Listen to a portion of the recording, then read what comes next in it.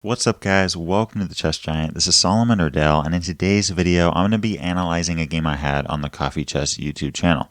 Now if you haven't heard of Coffee Chess, it's an amazing channel and it's basically a group of guys that come together, play some speed chess, talk some trash, and overall just have a good time. I'll leave a link in the description below.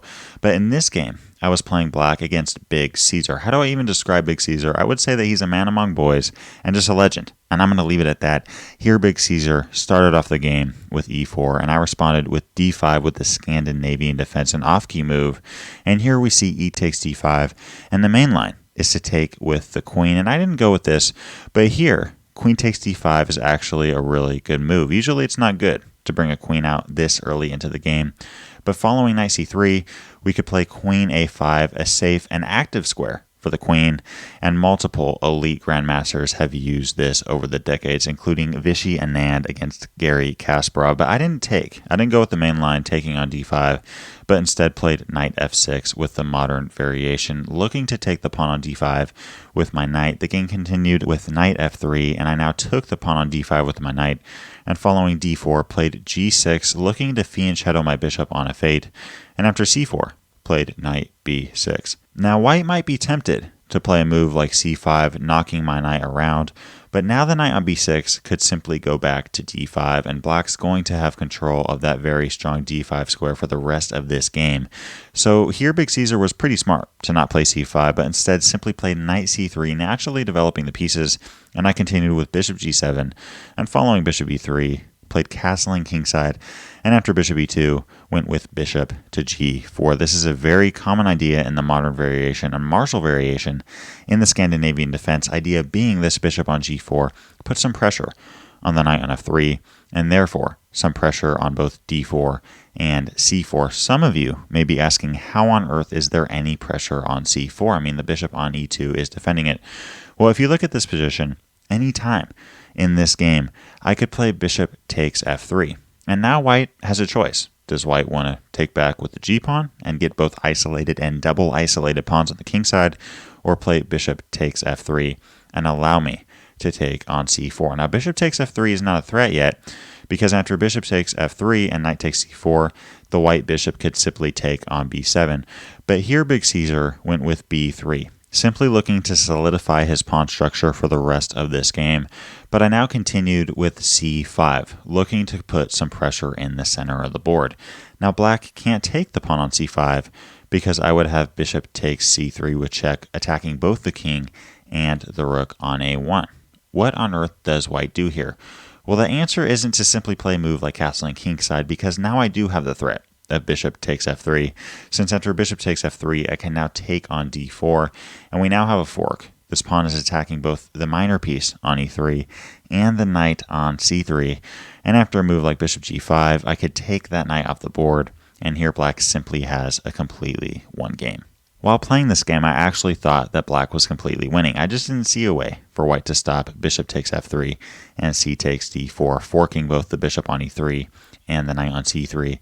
But here Big Cesar played a very resourceful move with knight e5, centralizing the knight and stopping the bishop takes f3 and c takes d4 threat.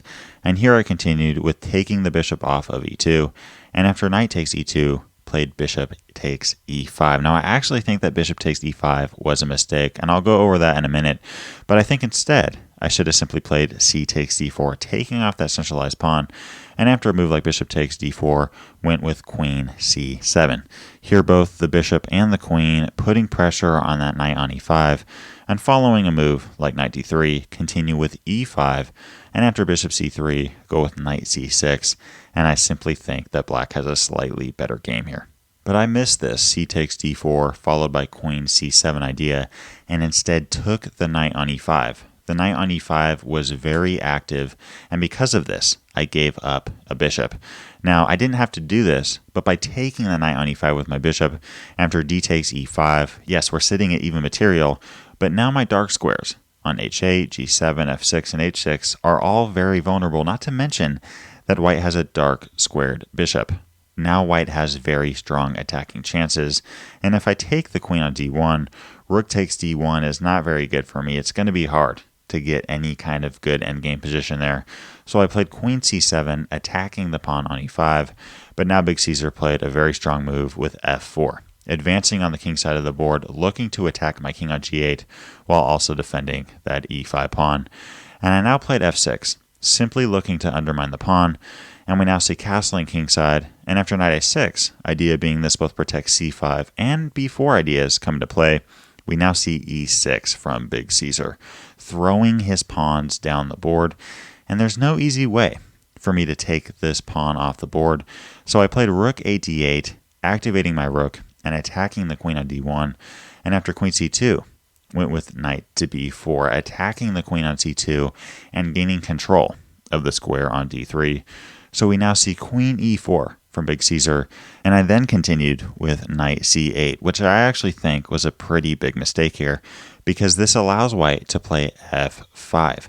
The only way to stop white from playing f5 is by playing f5 myself, and I didn't do this because I was worried about this e5 square being weak, but the fact is, neither the knight or the bishop can come to the e5 square anytime soon, and I could actually just continue with rook f6, attacking the pawn on e6. And after a move like rook a d1, that's completely fine. We'll just take the rook, take the pawn on e6. We now have a very active knight on b4, attacking c2 and d3, an active rook on e6, really eyeing that e4 square. Here black is up a pawn and has a much better game. But I missed this defensive idea and instead played knight c8, and I was planning on after f5 playing knight d6, and that's what happened. But here Big Cesar played queen g4. Here white with a much better game, attacking my very vulnerable king on g8 with not a ton of defenders, and I can't take the pawn on f5 because the rook would simply take back. So here I played king g7, and after f takes g6, I continue with a takes g6, and now we see knight f4, both the knight and the queen attacking my g6 pawn. I really had no choice but to play g5 since there wasn't any available defenders for that g6 pawn. And here I think queen h5 was actually the best idea for Big Cesar.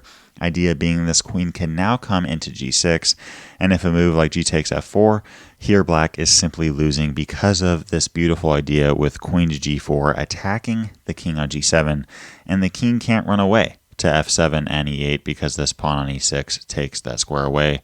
So we now see king h7, but after rook f3, now the rook coming to h3, there's simply no way for black to get out of this game. Game over.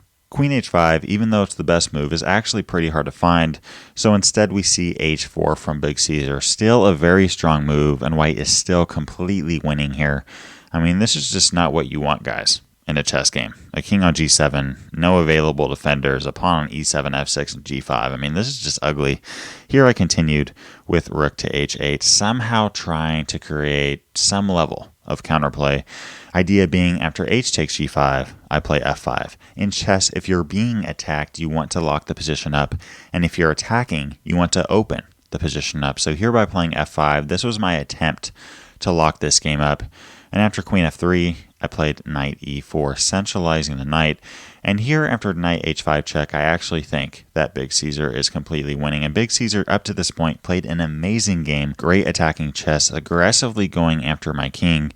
But here, gave up his advantage with the move knight d5. White went from a completely winning attack to a mate in one for black, because now I have queen h2 checkmate, game over. This rook on h8 defends the queen, and this knight on e4 defends the f2 square, game over. If you'd like to learn more on the theory behind the Scandinavian defense, click the video to the left. If you'd like to explore more chess openings in general, click the playlist to the right. Leave a comment to let me know what other videos you'd like to see covered on this channel, and as always, I appreciate you guys. Thanks for watching. Peace.